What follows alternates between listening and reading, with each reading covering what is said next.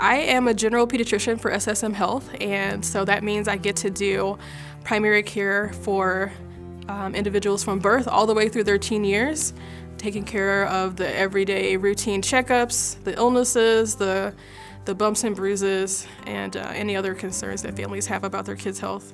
I think what makes people feel at ease in a healthcare setting can definitely vary a lot from individual, family and kid. So I try to start off the visit in a way that invites them to kind of share what their goals are for the visit and kind of take those cues. And when it comes to especially small children, just being patient with them and trying to crack a few good jokes. At least I think they're good jokes. But I think that being a pediatrician offers an important opportunity to partner with families and making sure their kids are healthy and happy.